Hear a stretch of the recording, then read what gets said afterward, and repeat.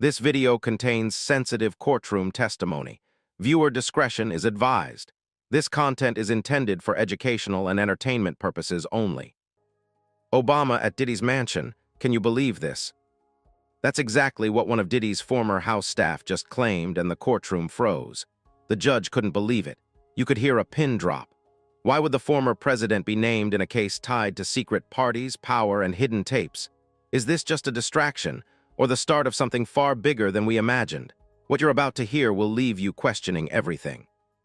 For decades, Diddy Combs was known not just for his music empire, but for the extravagant lifestyle that surrounded it. His annual white parties became a major symbol of celebrity culture. Held in locations like the Hamptons or Los Angeles, these events attracted A-list attendees from across the entertainment, sports, and fashion industries. Guests were flown in on private jets, dressed in all-white outfits, and photographed sipping champagne alongside some of the most recognizable figures in pop culture. These were well-publicized events, often covered in entertainment media as exclusive showcases of wealth and influence. While the white parties were open to cameras and press coverage, a separate category of events allegedly existed behind closed doors, commonly referred to in court documents and public discourse as freak-offs. These private parties were reportedly hosted at Diddy's most secure and luxurious properties, specifically his $60 million Beverly Hills mansion and his waterfront estate on Star Island in Miami. These gatherings were not publicized, and entry was said to be highly restricted. Reports suggest these events involved carefully selected guests, with significant attention paid to confidentiality and discretion. Federal authorities began investigating the nature of these private gatherings after multiple civil lawsuits and public accusations surfaced in late 2023. These developments led to coordinated federal raids on March 25, 2024, when agents from the Department of Homeland Security and other agencies executed search warrants at Diddy's Beverly Hills and Miami homes. The operation involved tactical officers, digital forensic teams, and federal investigators who seized physical and electronic evidence from both properties. During the raids, authorities reportedly recovered a wide range of materials, including computers, hard drives, surveillance footage, communication records, and personal items. Officials confirmed that both properties were with sophisticated security and monitoring systems. This equipment, now under forensic review, is believed to hold significant value in determining the scope and nature of activities that took place within the residences. The findings from these raids became part of a broader federal case examining potential trafficking, coercion, and abuse of power. While no formal criminal charges had been announced immediately following the raids, the case moved into the courtroom with a series of civil suits and pretrial hearings. These proceedings offered more insight into how prosecutors were building their case.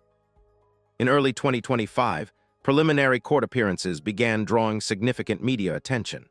Statements from law enforcement indicated that the investigation was not based on isolated incidents, but rather on a sustained pattern of behavior linked to Combs and his close associates. Investigators emphasized that the private events were not casual social functions, but rather organized, repeated occurrences that may have included unlawful acts. Then came a turning point in May 2025.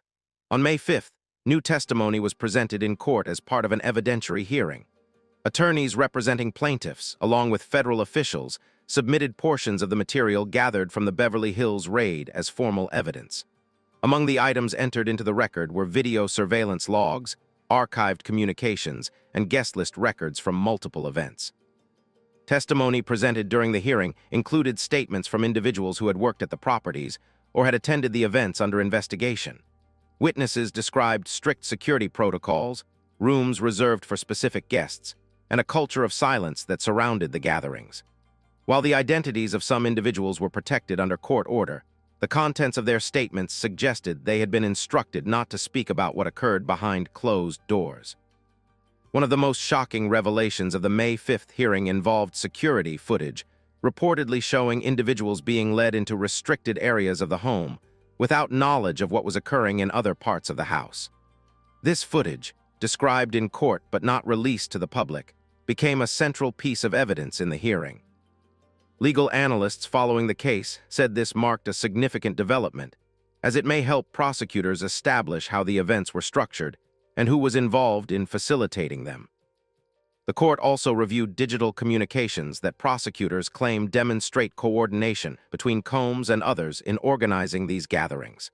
While defense attorneys that any illegal activity occurred, they acknowledged the presence of private surveillance systems and guest records, arguing that these were used for security and planning rather than concealment.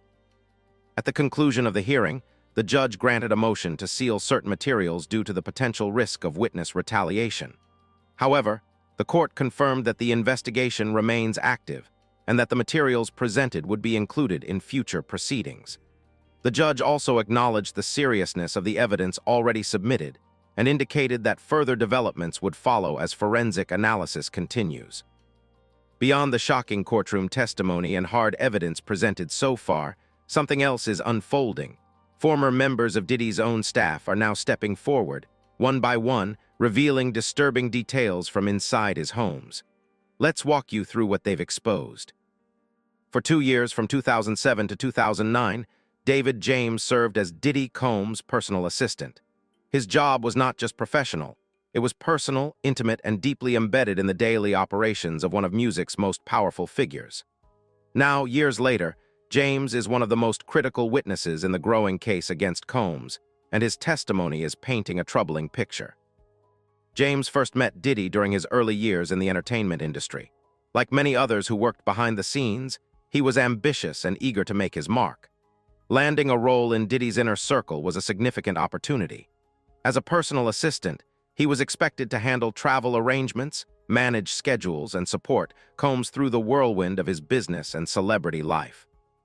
But over time, James found himself being asked to do far more than what was in the job description. His responsibilities began to shift from basic tasks to organizing private events and managing behind-the-scenes logistics. He was asked to prepare hotel rooms with specific supplies such as baby oil, condoms, and other intimate items. These preparations were not for standard hospitality. They were for what came to be known internally as freak-offs. These were secretive, invite-only gatherings held in rented hotel rooms or within Diddy's private homes. According to James, his role involved ensuring that everything was ready before guests arrived, from the lighting to the liquor to the layout of the rooms themselves. In court, James described one of these nights in detail.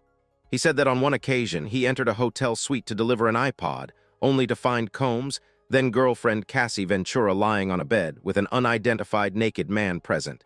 That the scene was not a one-time event, but part of a larger pattern.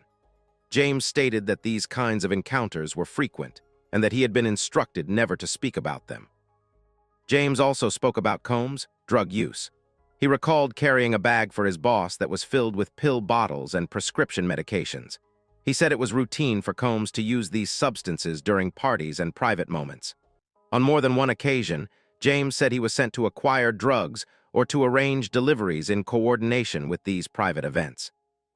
It was during this part of his testimony that the courtroom grew especially quiet, as he described how normalized it all felt at the time. He also claimed that trust within Combs' inner circle was enforced not just by loyalty, but by fear. In a particularly startling moment during the trial, James recounted being subjected to a lie detector test. It was reportedly administered by a former FBI agent hired by Combs after certain items had gone missing. James said he was called into a room and hooked up to the machine without much warning. It was an attempt to keep staff in line, he said. Everyone knew that any misstep could mean being replaced, or worse, exposed. James described how Combs once showed him a private video of himself dancing at a party. At first, it seemed like a joke, until Combs reportedly hinted that such videos could be used as leverage. It was a moment James said he never forgot. In his view, it sent a clear message. Everything was being watched, and no one was truly safe from the consequences of crossing the line. Over the course of his time working for Diddy, James said the boundaries between right and wrong became blurred. What started as a job slowly turned into a world where silence was expected and obedience was rewarded. By the time he left the position in 2009, he said he felt both emotionally drained and morally conflicted. But like many who worked close to power, he stayed quiet until now. Now, David James is no longer in Diddy's employment. He has chosen to cooperate with federal authorities and testify under oath about what he witnessed. According to legal filings, he has handed over communications, timelines, and personal records that support his claims. His role in the courtroom is not just that of a witness. In many ways, he is the bridge between the public image and the private reality of one of music's most guarded celebrities. James' testimony has become central to the case building against Combs. Prosecutors have cited his statements as critical in helping to understand how these secretive gatherings were organized and maintained. More importantly, they see James as someone who was close enough to know the truth, but far enough removed now to tell it. As he sat on the witness stand, recounting those 2 years of his life, it became clear that David James never intended to become a public figure. But his account has opened a door into a world few ever imagined was real. And for the court, the public, and those still investigating, his voice is proving to be one of the most revealing in a case that continues to unfold with new and troubling details each day. Before we tell you what another former Diddy staff member has just revealed, we want to hear from you. What's your take on the Diddy trials so far? Share your thoughts in the comments below. Unlike others who may have worked from the outside looking in, had operated from the inside out. For a period of nearly 2 years, he served as a personal assistant to Diddy Combs. His job placed him in the middle of the logistics surrounding some of the most private and now controversial aspects of Diddy's personal life. Met Diddy through a mutual contact in the music and events industry. At the time, was working in hospitality coordination, and his attention to detail reportedly impressed someone close to Diddy. He was eventually offered a role as part of the inner operations team, specifically dealing with travel and accommodations. It seemed like a step up, a high-profile job that many in the industry would consider a golden opportunity, but would later describe it as a turning point in his life, one that left him shaken by what he witnessed behind closed doors. His responsibilities may have seemed simple on paper: book hotel rooms, handle arrangements, and make sure everything ran smoothly. But in court, that what he was asked to do quickly crossed the line into something he could no longer morally support. He was tasked with booking multiple hotel rooms under fake names, using pseudonyms to shield Combs' identity and prevent staff or other guests from knowing who was staying there. These weren't just rooms for rest or meetings. According to, they were frequently prepared for what were internally referred to as freak-offs, secretive parties attended by select individuals, often far removed from the public eye. Detailed the instructions he would receive before these gatherings. He was told what kind of alcohol to buy, which specific brands to include, and what personal items needed to be placed in each room. Baby oil, lubricants, condoms, and other materials were regularly requested. Said he never questioned these orders at the time, but he always understood they were not for ordinary entertainment purposes. His role was to make sure everything was ready in advance. He described his job as part hotel manager, part fixer, and part problem solver. In his sworn testimony, also recalled that the tone and energy around these events were often volatile. There were times when things did not go according to plan, and in those moments, Combs' temper could flare. Recounted one instance in which he heard shouting from inside one of the rooms and later saw a female guest leave in distress. He did not witness what had happened directly, but said the incident left a lasting impression. According to, there were several other occasions where he became increasingly uncomfortable with what he was being asked to facilitate. The court listened closely as described the environment surrounding these operations. He said that discretion was not just encouraged, it was demanded. Those who worked close to Combs understood that discussing what they saw or did was not an option. Stated that he was warned more than once to keep quiet and to avoid asking too many questions. He said the pressure to remain silent eventually became unbearable. His breaking point came after what he described as a particularly troubling series of events. While he avoided naming specific individuals during this portion of the testimony, he implied that violent behavior was not uncommon behind the scenes. He saw enough to know that something was wrong, even if he couldn't always explain it in legal terms. His decision to resign, he said, was driven by both personal and ethical concerns. He no longer wanted to be part of what was happening. He walked away from the job and tried to move on. Now, years later, is one of several former staff members who have chosen to come forward as part of the growing legal investigation into Combs. Unlike others who have spoken through media or legal representatives, is testifying directly, under oath, in a federal courtroom. His account adds weight to the broader case that federal prosecutors are building. They see his testimony not just as a personal story, but as a structural detail in how these private events were allegedly coordinated. currently lives outside of California and has left the entertainment industry altogether. He now works in property management and has kept a relatively low profile since leaving Combs' team. When asked by attorneys about his motivations for testifying, said it was about accountability.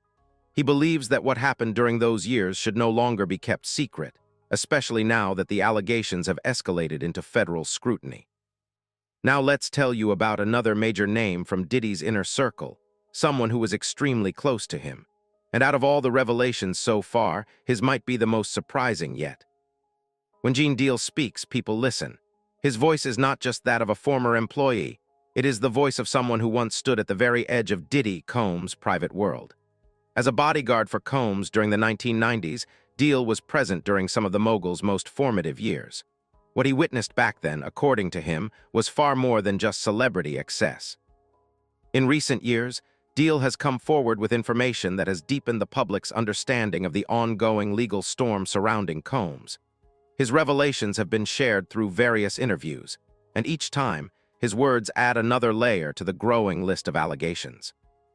Deal has repeatedly stated that during his time working for Diddy, he saw more than he ever expected to. He described himself not just as security, but as a silent observer of a lifestyle that, in his words, was off the books and off the rails. In interviews across different media platforms, Deal said he witnessed private gatherings known as freak-offs, which were held far from public view and included high-profile guests from the worlds of entertainment, sports, and politics. What shocked many was Deal's claim that Combs recorded these events. According to him, Diddy kept tapes, actual footage, of what occurred behind closed doors. In one interview, Deal explained that these tapes were not just about personal memories, but were allegedly used as leverage. He strongly implied that some of the individuals recorded were powerful enough that if those tapes ever surfaced, they could cause political and social chaos. He said that certain politicians were present at some of the private events, and that their presence was documented. Deal's statement sparked widespread speculation, especially as federal investigations into Combs began to accelerate. He was careful not to name names, but his message was clear. Diddy's influence reached into places most people would never imagine. He suggested that this might be part of why the recent arrest and investigation into Combs was not just about one man, but about something much bigger. According to Deal, if those tapes are ever recovered, they could expose a network of individuals who have long operated without consequence. Gene Deal's credibility stems not just from what he says, but from how long he stayed silent. For years, he remained in the background, rarely speaking publicly. But that changed after the civil lawsuit filed by Cassie Ventura in late 2023. In the lawsuit, Cassie accused Combs of years of abuse, control, and manipulation. Shortly after the news broke, Deal gave a powerful interview responding to the allegations. In that interview, Deal did not express surprise.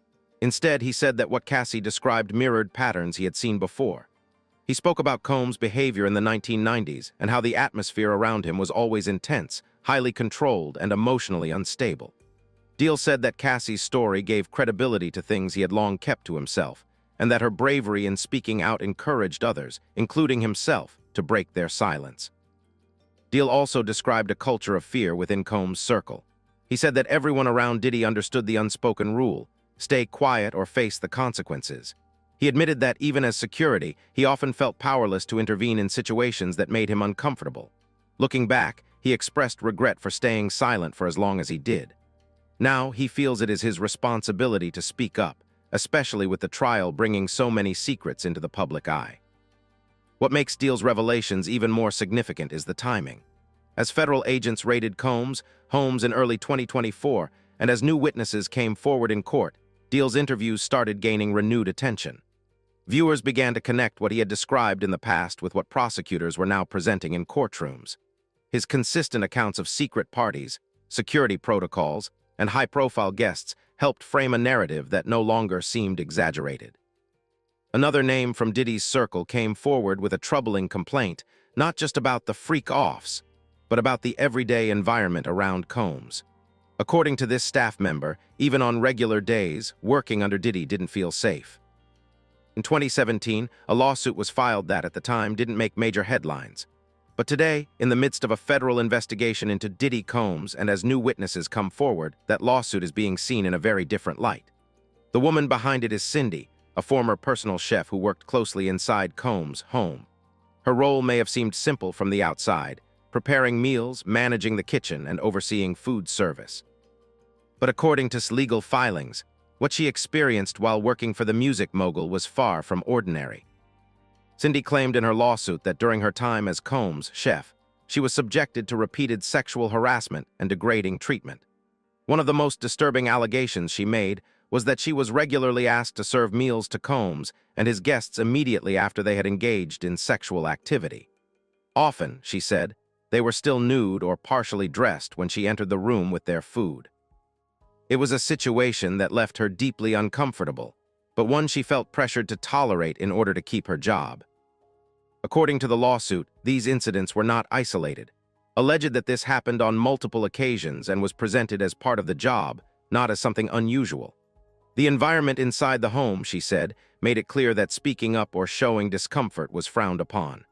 Her silence was expected, and when she began to express concerns, she claimed that things only got worse. In addition to these encounters, described how she was subjected to inappropriate comments. She alleged that Combs and others in his home would often make suggestive remarks while she worked. These included references to her body, her clothing, and her presence during intimate situations. At times, she said, the behavior seemed deliberately designed to embarrass or unsettle her. Stated that she did her best to remain professional, but the environment was becoming intolerable. Eventually, she began to speak up. According to the lawsuit, rather than being heard or supported, she faced retaliation. She claimed that after she voiced her discomfort about the inappropriate requests and behavior, her working conditions began to change. Her responsibilities were altered without explanation, and she was allegedly treated differently by both Combs and his staff.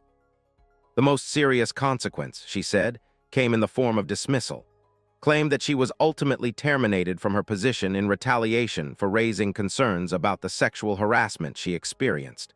Her lawsuit made clear that she believed her firing was not based on performance, but on her refusal to stay silent about the treatment she was subjected to.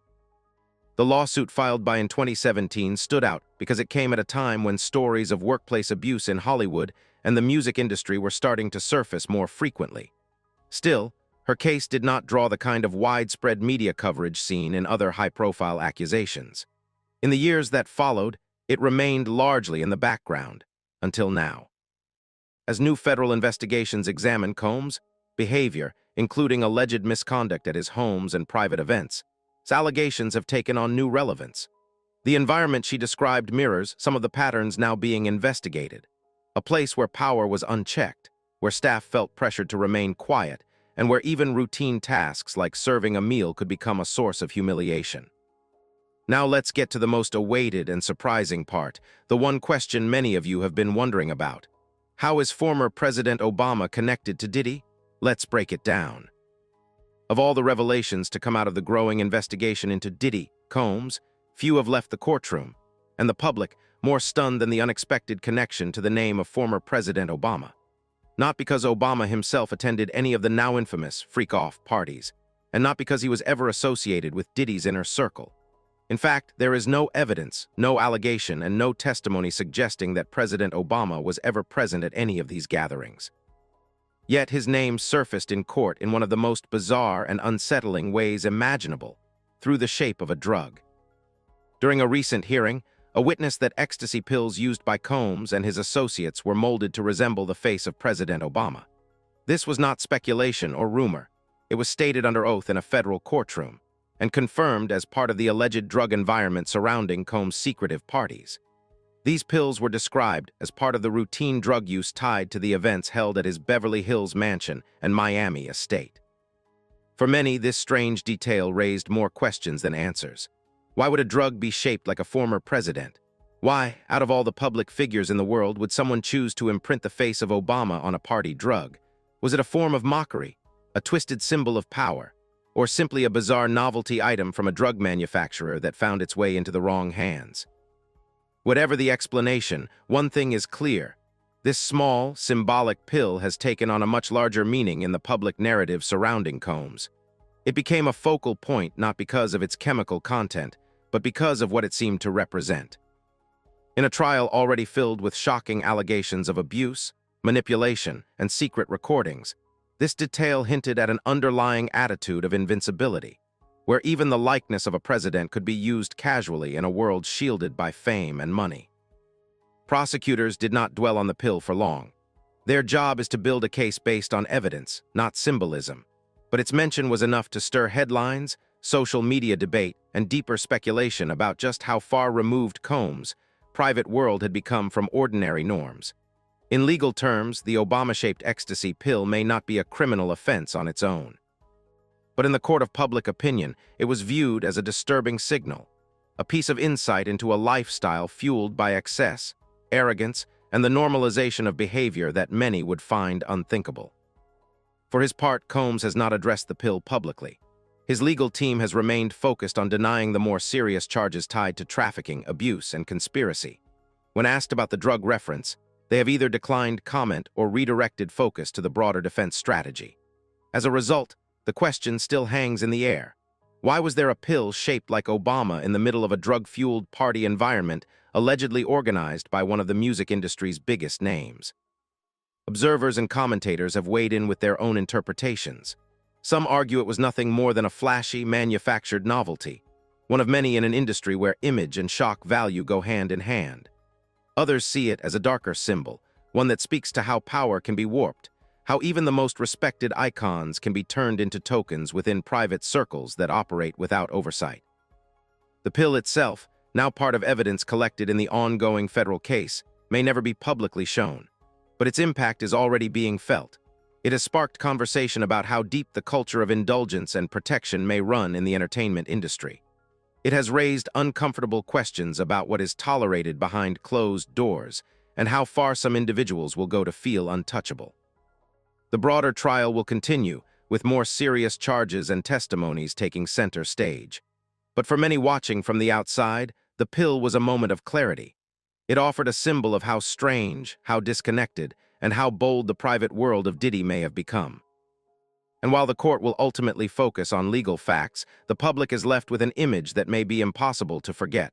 A drug shaped like a president's face, passed around in a mansion filled with secrets. The message behind it may never be fully explained, but one thing is certain. Only Diddy knows the full story behind that pill, and unless he chooses to speak, the mystery will remain. What are your thoughts on the revelations made by Diddy's former staff? Share your thoughts in the comments, and don't forget to subscribe for more updates.